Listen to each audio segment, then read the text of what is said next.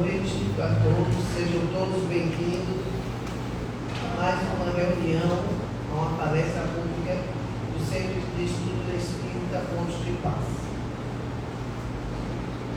Aqueles que vêm pela primeira vez, sejam bem-vindos, aqueles outros também são sempre bem-vindos. Vamos começar sempre com uma leitura. A lição que nós vamos ler hoje é a lição de número 12. O livro é Pão Nosso. E vamos começar com uma passagem da segunda epístola de Pedro, no capítulo 1, versículo 14. Pensaste nisso? Sabendo que brevemente hei de deixar este meu tabernáculo, segundo o que também nosso Senhor Jesus Cristo já nos tem revelado.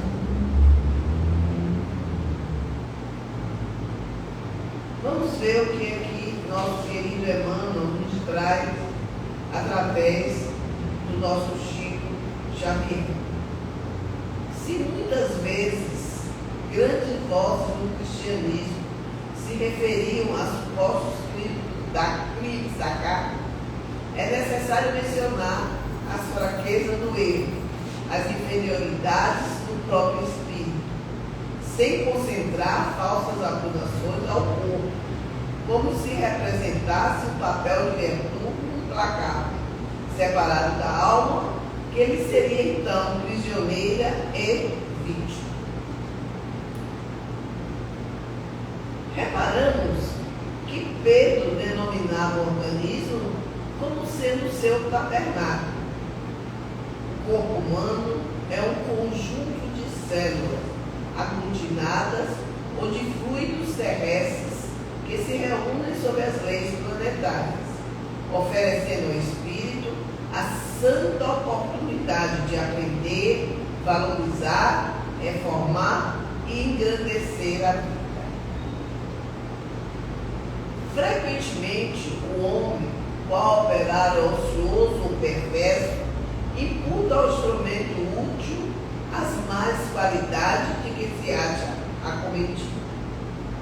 O corpo é concessão da misericórdia divina para que a alma se prepare ante o glorioso ouro. Longe da indébita acusação à carne, reflitamos nos milênios desprendidos na formação deste tabernáculo sagrado do campo evolutivo. Já pensaste que é um espírito imortal, dispondo na terra por algum tempo de valiosas potências concedidas por Deus às tuas exigências de trabalho? Tais potências formam-te o corpo.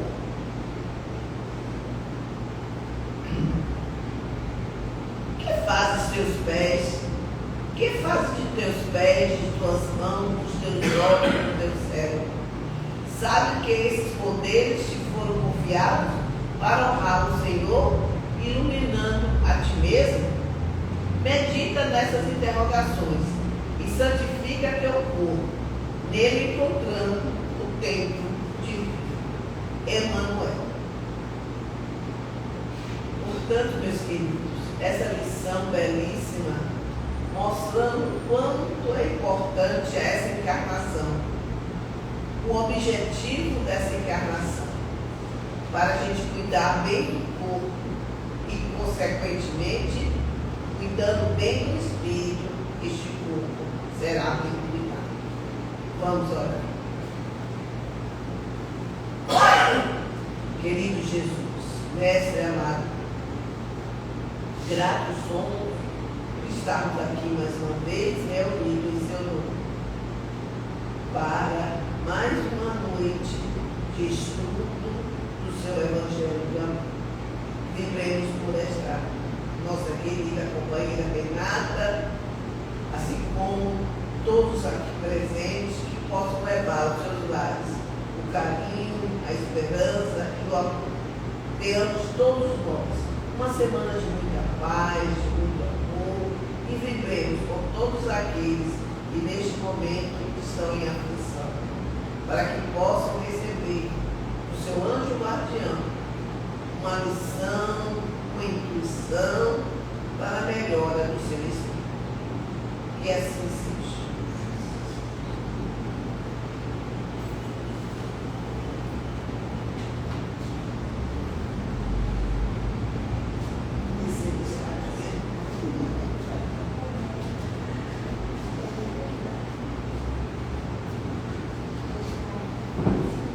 Boa noite a todos, sejamos todos muito bem-vindos a essa casa de oração, de aprendizado. Aqui eu coloquei destacado as nossas redes sociais, tá? Para quem ainda não nos segue, não curte a página, dá uma chegada lá no Facebook, é o Centro de Estudo Espírita Fonte de Paz, e no Instagram é o CEE Fonte de Paz, @CEE Fonte de Paz. No Instagram, todas as palestras públicas das sextas-feiras são transmitidas por live e ficam salvas também, tá? Para quem não assistiu ou para quem quer rever, vai estar lá salva na página. Então vamos lá dar continuidade ao capítulo 28, ao estudo, né? Coletânea de preces espíritas, preces por aquele mesmo que ora.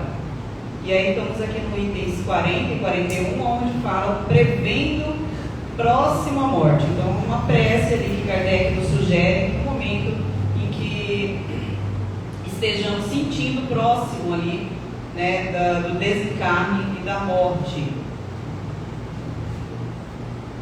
E aí tem o prefácio.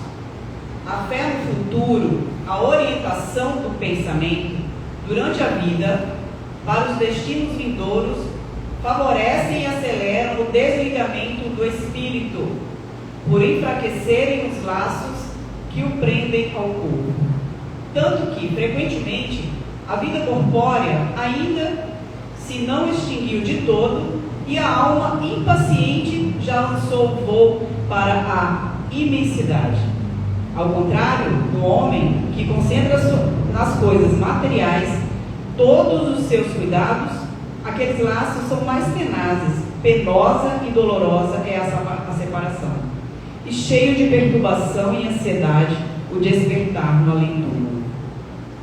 Então nós podemos aqui perceber que Kardec nos traz dois jeitos, né, do momento do desencarne. Dois tipos, né? O desencarne sendo rápido e o outro desencarne mais demorado. Costumamos pensar aí no nosso desencarne, no momento que, como será que vai chegar? Porque vai chegar para todo mundo aqui, né? Já chegou várias vezes para nós já desencarnamos, já encarnamos de novo, estamos aqui encarnados, e vai chegar um momento que não sabemos quando, é o momento que vai ser, a senha vai vir, né? Mas assim, a gente costuma parar e falar no momento como será o nosso desencarne, e morrer é a mesma coisa que desencarnar? Eu trouxe esse questionamento, eu sei que aqui muitos de nós espíritas já estudamos muito sobre isso e sabemos, né, sobre a questão de morrer e desencarnar, mas eu trouxe porque quando eu estive aqui nessa casa, bem no iníciozinho que eu comecei a frequentar, eu cheguei aqui e eu achava que morrer era a mesma coisa que desencarnar. Quando falava assim, quando o espírito chegava e falava, desencarnou, eu achava que era a mesma coisa, né? E aí, com os estudos, né, a gente vai trazendo assim as tênues, né, diferenças ali entre a morte e a desencarnação. Fenômenos nem sempre que estão ali simultâneos. Normalmente damos às palavras morrer e desencarnar o mesmo significado, fenômenos através do qual o espírito retorna ao mundo espiritual. No entanto, com mais rigor, podemos dizer que a morte é um fenômeno biológico que acontece com a paralisação permanente dos órgãos vitais. Então, todos os órgãos vitais parou, a máquina parou, né? E é isso que ele coloca ali, é a morte. A desencarnação permanente dos órgãos, a desencarnação, porém, é a libertação total do espírito dos laços magnéticos que o prendem ao corpo físico. E aí a gente pensa, mas quando o corpo morre, né, totalmente, Como que é essa questão? Pode ser que o espírito ainda fique encarnado naquele corpo, né? Ou como que acontece esse fenômeno então da desencarnação? E com base nessa diferença conceitual, também podemos afirmar que a morte e desencarnação nem sempre elas acontecem ao mesmo momento, simultaneamente, pois existe entre ambas um intervalo de tempo que varia de alguns minutos a vários dias. Então, é uma questão que quando chegou a mim pela primeira vez, eu falei, meu Senhor, né? Quer dizer, a pessoa morre ali e não desencarna, fica ali preso àquele corpo. Como que é esse sentimento? Como que isso é possível? Por que isso é possível? Quando consideramos as diferenças naturais resultantes do nível de evolução entre os dois espíritos, havendo de convir que, mesmo que a morte aconteça de forma idêntica e no mesmo instante para ambos, o tempo exigido para o processo desencarnatório poderá variar de minutos até meses ou anos. Então, quer dizer, se eu estou num carro, eu e Marli, né? A gente está lá dirigindo ferozmente, vai Marli, é assim, você e eu, né? Indo lá para Chapada, numa boa, curtindo, de repente vê um caminhão e pum, né? E aí? Quem vai desencarnar primeiro é Marli? Se ele vai ficar lá meses e anos, rapidão, eu já estou partindo Marli, tchau, amiga. Entendeu? Então, tem esse movimento aí, né, que pode Marli ficar lá presa, sofrendo ali a questão, né? Você não quer ir, mas vamos lá. E aí tem o livro Ação e Reação, tem uma parte lá que André Luiz, né, no livro Ação e Reação, relata a desencarnação de 14 pessoas em um acidente de aviação, o que nos oportuniza sérias reflexões sobre o assunto. E aí vem, 8 dos desencarnados no acidente jaziam em posição de choque, algemados aos corpos mutilados ou não. 4 gemiam, jungidos aos próprios restos, e 2 deles, não obstante ainda enfaixados às formas rígidas, gritavam desesperados em crise de inconsciência. Então, assim, o Drani já traz ali um fato de uma morte repentina, né? Caiu um avião, despedaça ali, todo mundo despedaça, e, enfim. E aí ele traz ali a questão dos espíritos, que os espíritos ficavam ali juntos daqueles restos mortais, né? Naquele estágio de sofrimento. E atentemos nesse exemplo para o fato de que a causa e o instante da morte foram os mesmos para todo mundo ali. No entanto, o despertamento ali foi diferente, porque teve gente que rapidamente, né, desencarnou, quer dizer, se desligou ali daquele corpo físico, e teve outros que não, que permaneceram ainda junto àquele corpo, né, unidos àquele corpo, aquela sensação. A lição a respeito dessa diferença entre morte e desencarnação torna-se mais surpreendente neste caso estudado, quando André Luiz narra sobre o requerimento comovedor de um ancião desencarnado, rogando à mansão a remessa de uma equipe adestrada para a remoção de 6 das 14 entidades desencarnadas no acidente. Então, esse pedido, né, que houve ali de ajuda para que 6 dessas pessoas que tinham morrido nesse acidente, quer dizer, os corpos deviam estar todos dilacerados, mas ainda permaneciam ali, né, torpes ainda naquele movimento de não aceitação do desencarne. E a pergunta do leitor poderá surgir de imediato, né? Como faz Hilário, o companheiro de André Luiz, a respeito do motivo de auxílio para a remoção de 6 desencarnados, quando na verdade eles eram 14. Então, assim, a equipe foi até o local e ajudou ali 6 dos desencarnados. Mas, gente, foi 14, porque, né, nem todo mundo ali conseguiu ser ajudado, se permitiu a ajuda. A resposta dada por Drus, do orientador espiritual, como veremos a seguir, apenas confirma o que já falamos no início. Morrer, que é biologicamente, não é a mesma coisa que desencarnar, que é libertar-se do corpo e tudo que o corpo representa, a materialidade, a vida material. Então, fácil não é, né, gente? Fácil não é a gente se imaginar fora do nosso corpo físico, fora da nossa casa, fora das nossas roupas, da nossa família, porque a gente só imagina o mundo dessa forma, né? Até quando a gente vai estudar estudar, e a gente estuda a escala espírita, é difícil para a gente imaginar como que a forma, aí já vem a questão da forma, né? A forma de um espírito crístico, por exemplo, né? Porque a nossa cabeça tem que ter uma forma. Isso traz aí a questão de quanto a gente ainda é preso à questão das formas, da materialidade, do mundo como a gente conhece e como a gente hoje sente. E de certa forma, morrer é fácil, né? Basta para amigo, né? Diz o ditado. Pois basta uma parada cardíaca, uma parada respiratória prolongadas, para que em instantes a vítima morra. No entanto, diferente do que muitos possam imaginar, a desencarnação requer mais ou menos tempo, de acordo com as conquistas interiores de cada espírito. Então, esse processo, a qual todos nós iremos passar, e já passamos e vamos passar várias outras vezes, porque ainda somos espíritos imperfeitos, e até chegarmos ali ao ponto de não precisarmos de um corpo físico, né? A gente vai passar por vários momentos dessa questão do desencarne. Então, é por isso que esse tópico da questão de prevendo a própria morte, é necessário que a gente comece a pensar sobre isso, né? Se não pensamos, se começa a iniciar hoje isso, né? De como vai ser esse desencarne, porque isso vai acontecer. Como que estaremos nos sentindo em relação a esse movimento? E respondeu Druso: no momento serão retirados da carne tão somente aqueles cuja vida interior lhes outorga a imediata libertação. Então a espiritualidade, ela não vai forçar o desencarne, né? Ela vai estar lá orientando. Olha aí o que eles colocaram no momento do acidente que teve. Aquele que a vida interior, quer dizer, o sentimento, as emoções, o comportamento, lhes outorgou ali a imediata libertação daquele corpo.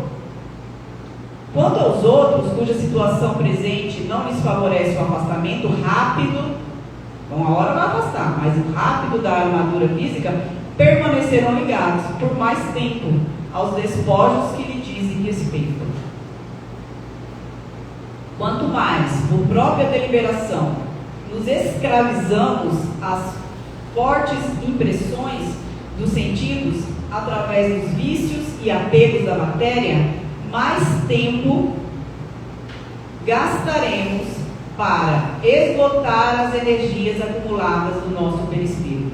Então, olha essa frase: quanto mais, por própria deliberação, é a gente, nos escravizamos às fortes impressões dos sentidos, através dos vícios e os apegos à matéria, mais tempo gastaremos para esgotar as energias acumuladas no nosso perispírito. Quanto mais nos submetemos às disciplinas do espírito, com equilíbrio e sublimação, mais facilidades conquistaremos para nos libertarmos da carne, quando surpreendidos pelo fenômeno da morte. Então, olha a importância da gente nos enxergar como espíritos, porque somos isso. E para sempre seremos, né? E nem para sempre seremos corpos físicos. Estaremos em corpos físicos, né? Não somos corpos físicos, estamos. Então, olha a necessidade de a gente cuidar disso, cuidar da nossa espiritualidade, cuidar da nossa moral, do que realmente interessa, do nosso tesouro.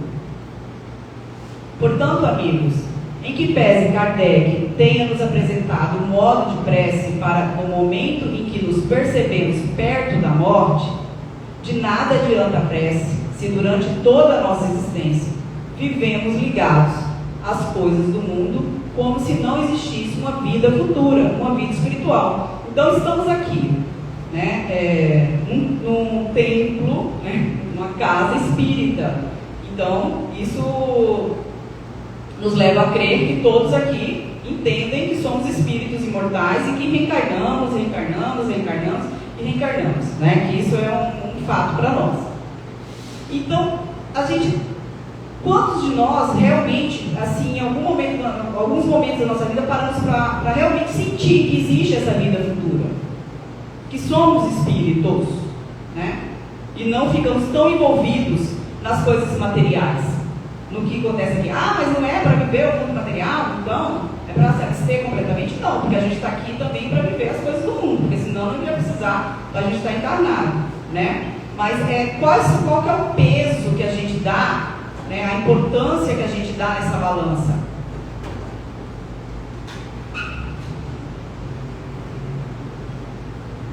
Quanto mais arraigados ao corpo físico e aos prazeres da vida terrena, sem nos preocuparmos com a evolução moral de cada um de nós, espíritos, os pensamentos, os sentimentos, as ações, as reações, as energias que acumulamos na nossa existência enquanto encarnados, mais demorado será o desencarne, ainda que estejamos no corpo físico já morto.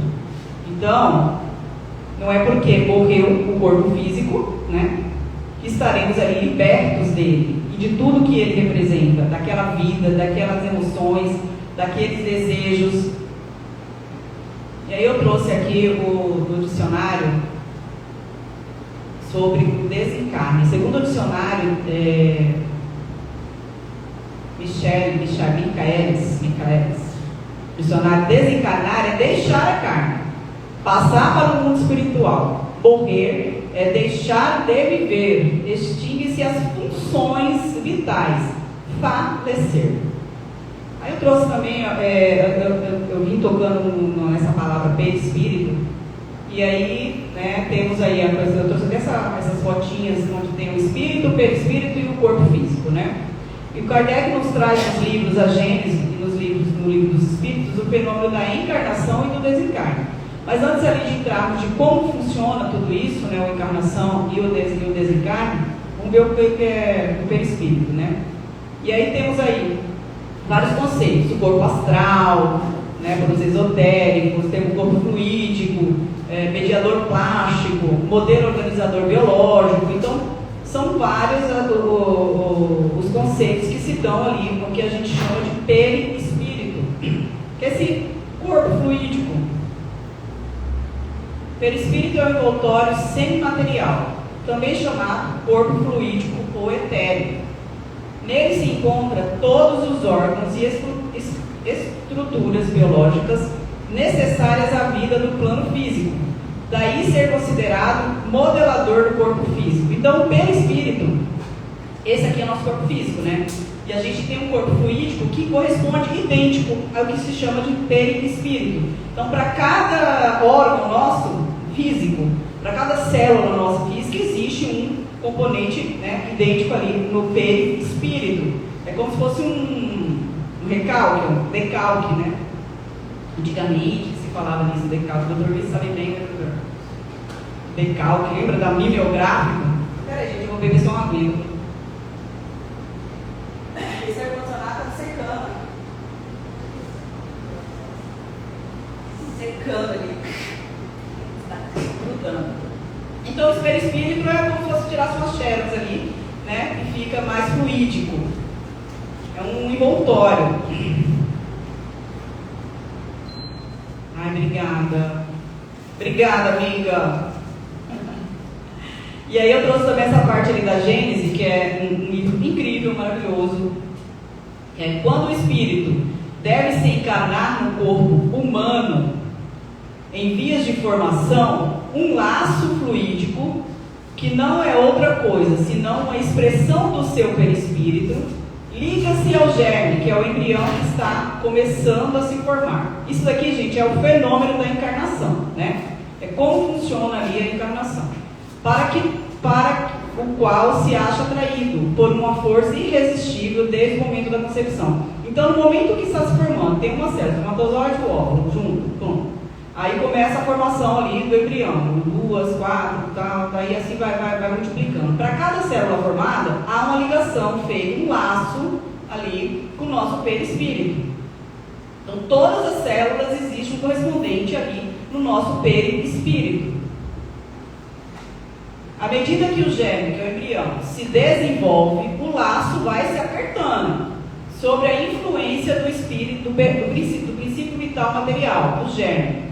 O perispírito, que possui certas propriedades da matéria, se une molécula a molécula, é mais ainda, não é nem célula só a célula, é molécula a molécula com o corpo que se forma. Então, fica grudado mesmo.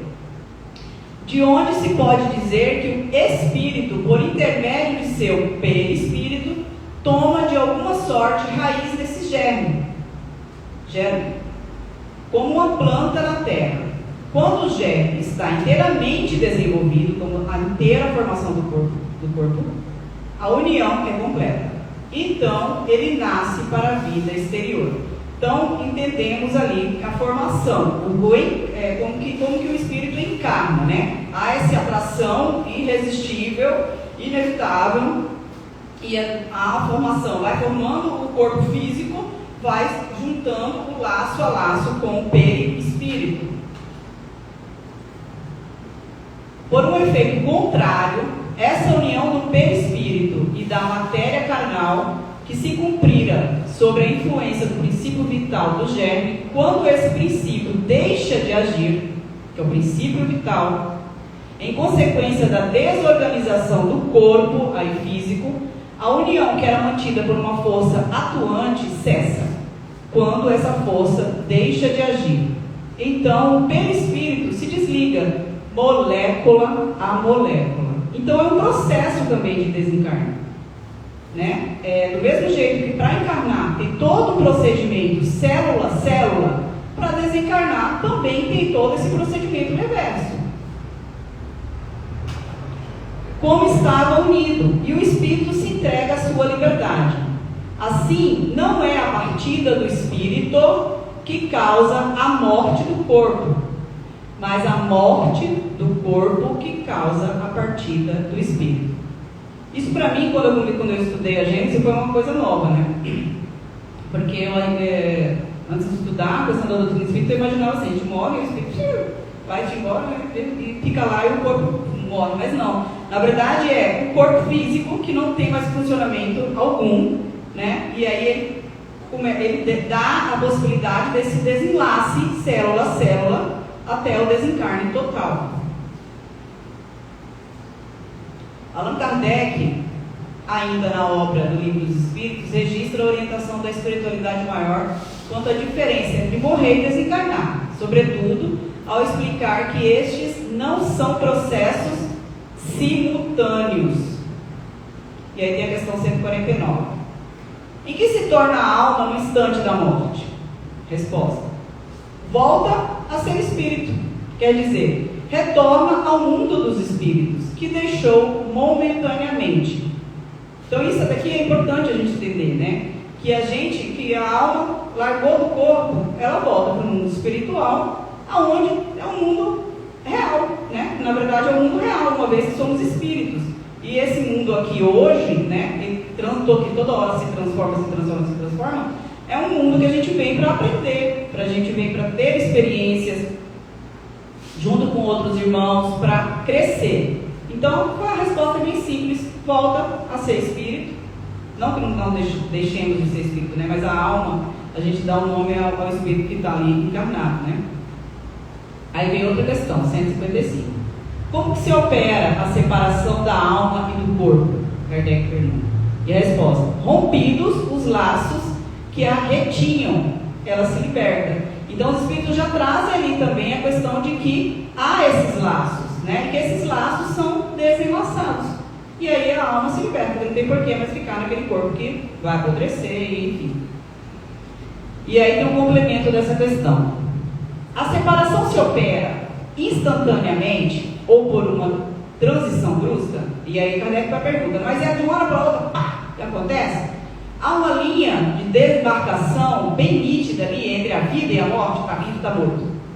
E a resposta: não.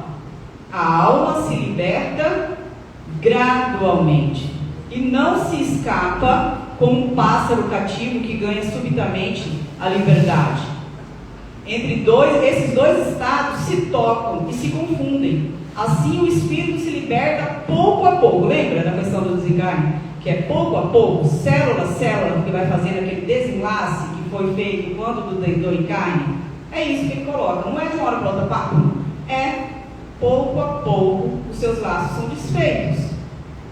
não se quebra, não é um vínculo. Está vivo agora, está morto aí, acabou. Está vivo, está encarnado, desencarnado. Não, ele vai sofrendo esse processo de desencarne, né, lentamente. E isso depende também muito, né, de como a gente vai passar por esse momento do desencarne, que é o momento que todo mundo vai passar. Todo mundo aqui está sujeito a isso, né?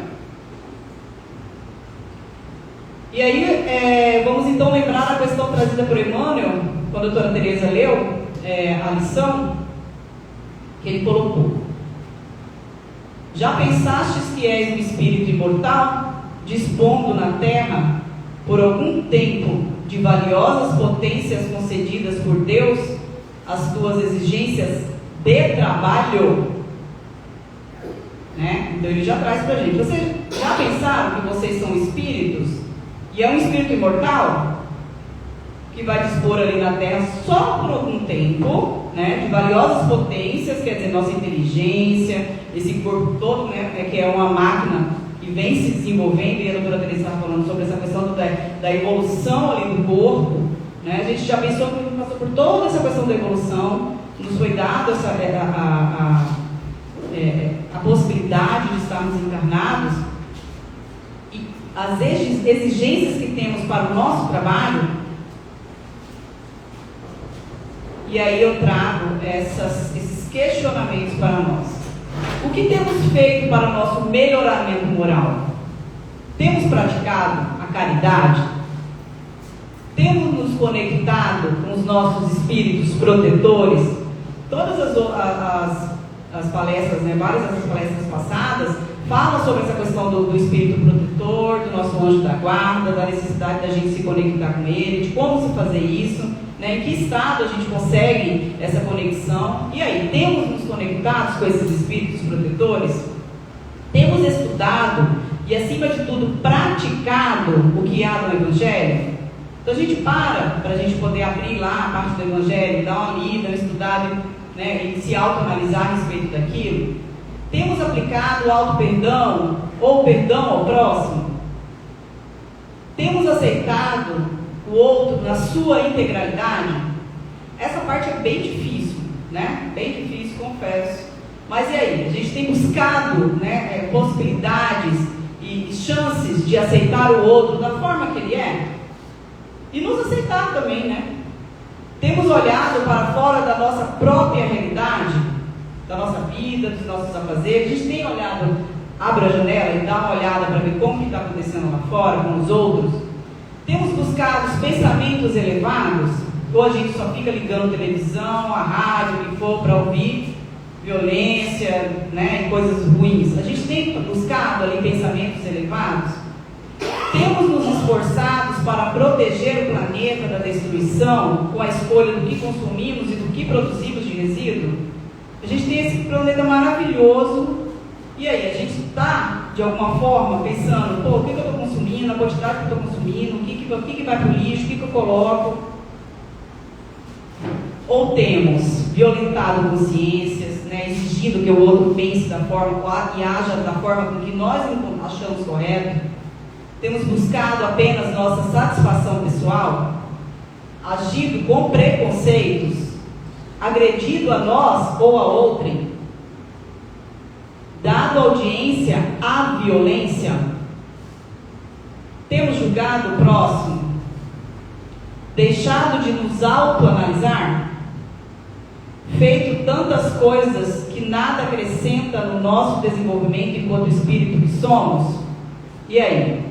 Então, essas perguntas, esses questionamentos que eu trago a todos nós, inclusive a mim aqui, é para que a gente pense, né, que tudo isso daí vai influenciar no momento do nosso desencarne. E como que a gente quer passar por esse momento? Porque nós vamos passar. Como que a gente vai querer passar por isso? De forma dolorosa, apegados ali ao corpo, né, desesperados, igual aqueles espíritos lá que eu contei do caso do livro Ação e Reação, que mesmo diante daquele acidente, né, de avião, não sobrou nada. Eles ainda estavam ali brecando, impossibilitando que a espiritualidade de luz chegasse até eles. Nem enxergam aquilo, nem enxergam aquela tentativa de ajuda, de tão presos que estão ali, né, aquele movimento, ao não, não, não, não. Então, somos espíritas, temos uma vasta literatura de como nos melhorarmos, principalmente, né, o Evangelho, e a codificação espírita. Então, vamos estudar, vamos tentar nos melhorar, né, vamos aqui nos esforçar a não ficar tão próximos ali de notícias ruins, o tempo todo essa violência que nos é vomitado pela mídia o tempo todo, né? Vamos tentar realmente nos esforçarmos, não só aqui onde todo mundo está bem, todo mundo é tranquilo, todo mundo é amigo, mas que a gente possa na nossa vida, no dia a dia, vigiar os nossos sentimentos e vigiar os nossos pensamentos o tempo todo. Pensemos como estamos vivendo nessa existência e que cada um de nós possamos ter, então, um desencarne rápido e feliz, quando chegar o nosso momento. Vamos orar. Lembrando a todos que depois vai ter o passe individual, tá? Senhor Jesus, mestre de amor, tantos ensinamentos nos trouxe, nossa eterna gratidão a Allan Kardec, ao Espírito Emmanuel, a André Luiz, a toda aquela espiritualidade envolvida no nosso aprimoramento, no nosso melhoramento, aos apóstolos, que possamos realmente, Senhor, no momento do nosso desencarne, pensarmos e acreditarmos na nossa vida futura, e nos entendermos enquanto espíritos que somos, que teremos várias outras oportunidades para reparar nossos erros, e que, Senhor, nos esforçamos em especial todos os dias para repará-los nesta existência. Obrigada a essa casa que tanto ensinamento trouxe a mim e traz a cada um que chega nela. Gratidão a todos pela presença. Tenhamos todos momentos de reflexões que possam nos inspirar, que possam nos fazer evoluir e desenvolver o amor, o alto amor e o amor ao próximo. Que assim seja.